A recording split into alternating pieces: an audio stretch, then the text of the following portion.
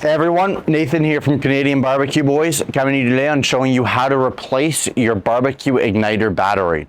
So a lot of people don't know that when their barbecue stops igniting and they think they need to use a barbecue lighter, it's actually just an issue that your battery's either corroded. I mean, of course, your igniter could be fried. That's usually the first thing to go on barbecues, but very easy to test it out and replace it. Obviously, this here is our barbecue igniter. So it clicks there.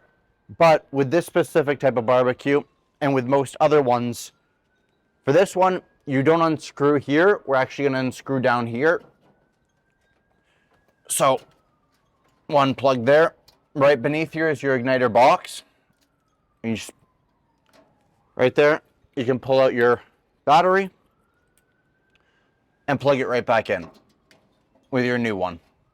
On most other generic barbecues, things like Weber's, Napoleon's, if they do, specifically Weber, if they do have the battery pack, then most of the time all you're going to do, especially with the older models, is unscrew the igniter module right on your barbecue, take it right out, replace it, and you're all set to go.